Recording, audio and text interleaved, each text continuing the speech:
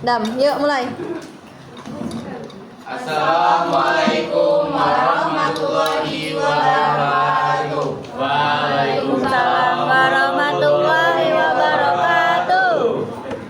Perkenalkan, kami dari kelompok 3 pelajaran ekonomi. Di sini kami akan mempresentasikan hasil kerja kelompok kami tentang kebijakan fiskal.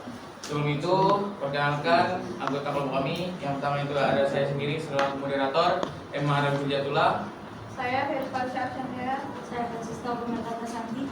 Saya Kalis Landani. Saya Pasca Firsa. Selanjutnya, mari kita simak materi tentang kebijakan fiskal. Untuk materi kebijakan fiskal itu ada yang pertama itu pengertian, kemudian ada tujuan, jenis-jenis, kemudian yang keempat itu menjaga stabilitas ekonomi, kelima mengatasi krisis dan resesi, keenam mendorong pertumbuhan ekonomi, ketujuh implementasi kebijakan fiskal, 8 contoh kebijakan fiskal, 9 tantangan dalam pelaksanaan, dan 10 kesimpulan. Untuk materi yang pertama akan dibacakan oleh Virus. Jadi, kebijakan fiskal adalah tindakan pemerintah dalam mengatur pendapatan dan pengeluaran negara untuk mengaruhi perekonomian. Instrumennya sendiri ada pajak dan belanja negara. Pendapatannya berasal dari berbagai jenis, berasal dari pajak, sementara pengeluarannya mencakup belanja publik sosial dan infrastruktur. Kebijakan fiskal ini bersifat kontraktif terhadap inflasi dan ekspansif terhadap pengeluaran dan menurunkan pajak untuk mendorong perekonomian. Selanjutnya untuk materi yang kedua itu tujuan kebijakan fiskal dibacakan oleh Kalista. Tujuan kebijakan fiskal adalah untuk mencegah pengangguran dan menstabilkan perekonomian melalui pengenalan penerimaan dan pengeluaran dalam APBN. Menurut Ketua Arif, ada 3 tujuan utama kebijakan fiskal. Kemudian lanjut ke Yang pertama, alokasi sumber daya.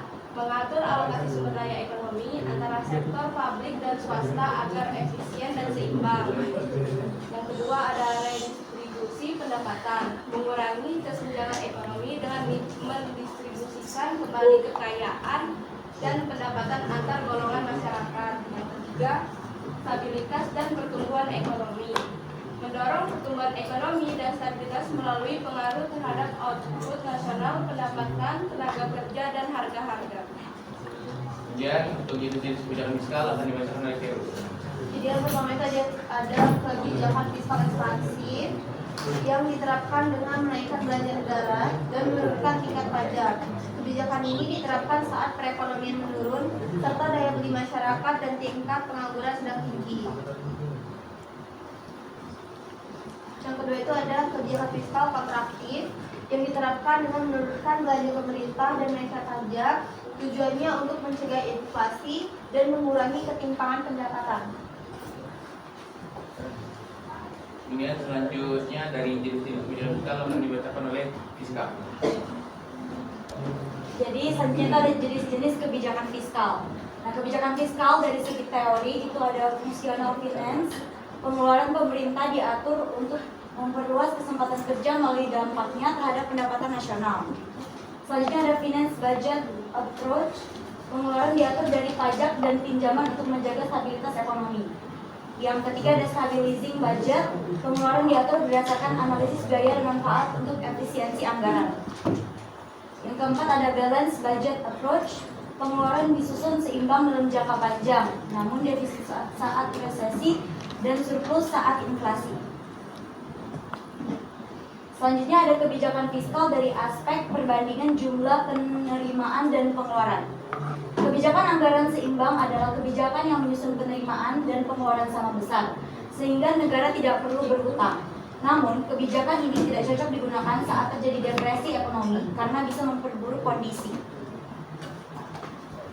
Selanjutnya tentang jenis-jenis kebijakan fiskal akan dilanjutkan oleh Kendra. Selanjutnya anggaran defisit. Pengeluaran penerimaan digunakan untuk mendorong pertumbuhan ekonomi. Yang kedua anggaran surplus.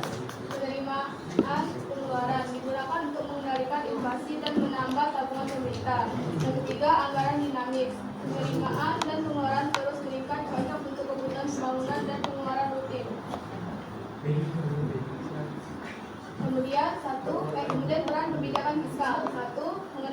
inflasi, mengurangi pengeluaran atau menaikkan pajak saat inflasi dan sebaliknya saat deflasi untuk mengatur permintaan agregat. Yang kedua, menstimulasi pertumbuhan ekonomi, pengeluaran untuk infrastruktur, pendidikan dan kesehatan mendorong produktivitas, lapangan kerja dan investasi. Yang ketiga, mengurangi pengangguran, pengeluaran untuk proyek padat karya dan insentif pajak membantu menciptakan lapangan kerja dan menstabilkan ekonomi. Yang keempat, distribusi pendapatan yang lebih adil, pajak progresif dan bantuan sosial mengurangi ketimpangan dan meningkatkan kesejahteraan masyarakat berpenghasilan rendah. Yang kelima, menjaga keseimbangan neraca pembayaran, pengeluaran untuk ekspor dan pengurangan impor, membantu stabilitas perdagangan, nilai tukar dan cadangan devisa. Selanjutnya materi tentang strategi kebijakan fiskal dalam menghadapi krisis ekonomi akan dibacakan oleh Hafiz. Itu adalah stimulus fiskal ekspansif. Pemerintah meningkatkan pengeluaran untuk proyek infrastruktur dan memberikan insentif pajak kepada sektor tertentu guna mendorong aktivitas ekonomi dan meningkatkan daya beli masyarakat. Yang kedua, reformasi struktural. Langkah-langkah seperti penyederhanaan regulasi, percepatan perizinan usaha, dan reformasi di sektor energi, pertanian, serta ketenagakerjaan dilakukan untuk meningkatkan efisiensi ekonomi dan daya saing. Tiga, relokasi dan refocusing anggaran. Anggaran dialihkan untuk mendukung sektor-sektor yang terdampak langsung oleh krisis seperti kesehatan dan perlindungan sosial, guna menjaga daya beli masyarakat dan melindungi kelompok rentan. Dan lagi nomor 4, sinergi kebijakan fiskal dan moneter. Koordinasi antara kebijakan fiskal dan moneter dilakukan untuk menjaga stabilitas inflasi dan nilai tukar serta mendukung pemulihan ekonomi secara keseluruhan. 5, peningkatan investasi pemerintah difokuskan pada pembangunan infrastruktur dan proyek-proyek strategis lainnya untuk menciptakan lapangan kerja dan mendorong pertumbuhan ekonomi jangka panjang.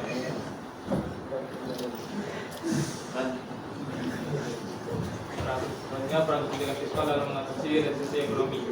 Kebijakan fiskal adalah upaya pemerintah mengatur pengeluaran pajak dan utang negara untuk menjaga kestabilan ekonomi dan kesejahteraan rakyat, terutama saat resesi. Pemerintah berperan aktif dalam menjaga keseimbangan ekonomi, mencegah persaingan tidak sehat, dan mendukung usaha kecil serta membangun infrastruktur. Dalam sistem demokrasi, kebijakan fiskal yang baik dan bebas korupsi mendorong pertumbuhan ekonomi, menciptakan lapangan kerja, dan mengurangi kesenjangan secara efektif dan efisien. Selanjutnya, materi tentang mendorong pertumbuhan ekonomi yang dibacakan oleh Firuz. Jadi kebijakan fiskal itu membantu mendorong pertumbuhan ekonomi dengan cara mengatur pengeluaran dan pendapatan negara. Pemerintah memperbaiki belanja publik, sistem pajak, dan memberi dukungan pada sektor penting seperti teknologi dan energi terbarukan. Bantuan sosial juga ditingkatkan agar daya beli masyarakat naik. Semua ini dilakukan agar ekonomi tumbuh stabil, inklusif, dan berkelanjutan. Selanjutnya ada implementasi kebijakan fiskal. Langkah-langkahnya itu meliputi yang pertama analisis data ekonomi untuk memahami kondisi aktual. Yang kedua, menetapkan tujuan dan sasaran jangka pendek dan panjang. Yang ketiga, menggunakan teknologi untuk pemantauan dan evaluasi. Yang keempat, komunikasi efektif agar masyarakat memahami kebijakan. Yang kelima, fleksibilitas kebijakan agar bisa cepat menyesuaikan diri dengan perubahan. Keenam, evaluasi berkelanjutan untuk memastikan efektivitas. Ketujuh, fokus pada pengentasan kemiskinan lewat bantuan sosial dan penciptaan lapangan kerja. 8, transparansi keuangan untuk membangun kepercayaan publik. 9, mendukung sektor prioritas seperti teknologi dan pendidikan. Yang terakhir, memperhatikan dampak sosial dan lingkungan demi pembangunan berkelanjutan. Selanjutnya tentang implementasi kebijakan fiskal. Jadi untuk implementasi kebijakan fiskal, langkah eksternal dalam implementasi kebijakan fiskal mendukung implementasi kebijakan fiskal yang efektif. Pemerintah perlu yang pertama berkonsultasi dengan ahli ekonomi dan keuangan guna mendapatkan pandangan objektif dan mencegah dampak negatif kebijakan. Kedua, bekerja sama secara internasional dengan negara lain atau lembaga global untuk menciptakan kebijakan yang lebih komprehensif. Kemudian untuk contoh kebijakan fiskal yang pertama itu tax amnesty tahun 2016, pemerintah memberi kesempatan wajib pajak melaporkan kekayaan tanpa sanksi dan berhasil meningkatkan penerimaan negara sebesar 130 triliun rupiah. Kemudian yang kedua, pengurangan subsidi BBM. Subsidi BBM dikurangi agar dana bisa dialihkan ke sektor penting seperti infrastruktur, pendidikan, dan kesehatan. Kemudian ada tantangan dalam pelaksanaan. Pelaksanaan kebijakan fiskal menghadapi tantangan seperti keterbatasan anggaran, pengaruh kepentingan politik jangka pendek, dan kesulitan dalam memastikan pengeluaran dan pajak tepat sasaran. Dan kesimpulan dari materi ini,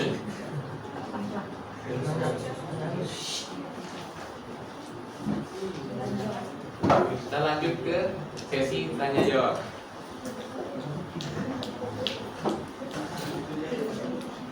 Kami membuka 3 pertanyaan. Ega. Perkenalkan, saya Ega dari kelompok 2. Pertanyaannya, apa perbedaan antara kebijakan fiskal ekspansif dan kontraktif? Beda kelompok. Beda kelompok. Pertanyaan saya. Oh. Aku mau kafe.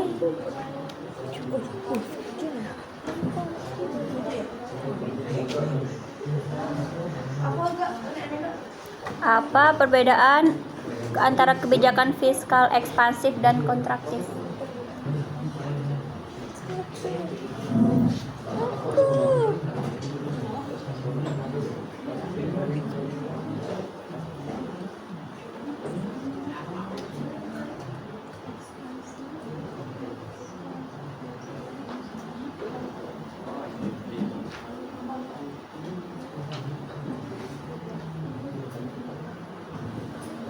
Baik, pertanyaan selanjutnya. Kelompok 1. Perkenalkan, saya Alia dari kelompok 1. Pertanyaannya, apa hubungan antara kebijakan moneter dan kebijakan fiskal, serta apa perbedaan sistem kerjanya?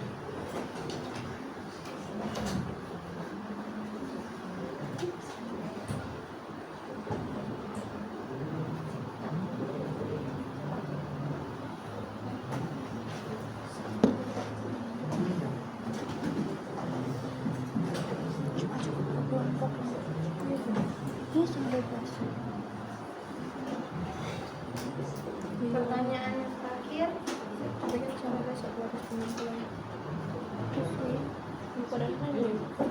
Yang terakhir dari Dafa.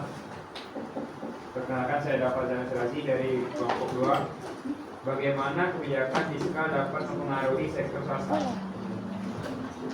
kasih. Beri kami waktu sebentar.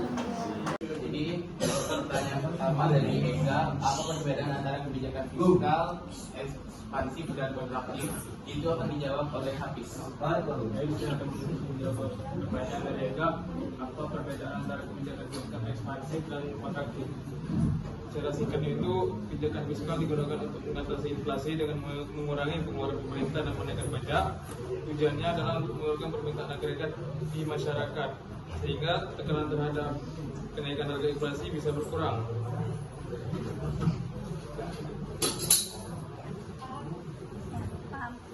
Kemudian untuk pertanyaan kedua dari Alia, apa hubungan kebijakan moneter dan fiskal serta perbedaan sistem kerja? Itu akan dijawab oleh Terus. Jadi hubungan antara kebijakan moneter dan fiskal itu saling mendukung untuk mencapai tujuan ekonomi seperti stabilitas harga, pertumbuhan dan lapangan kerja. Nah, kalau perbedaannya itu, kalau kebijakan moneter sendiri itu dijalankan oleh bank sentral untuk mengatur jumlah uang beredar dan suku bunga. Sedangkan kebijakan fiskal itu dijalankan oleh pemerintah untuk mengatur pajak dan pengeluaran negara.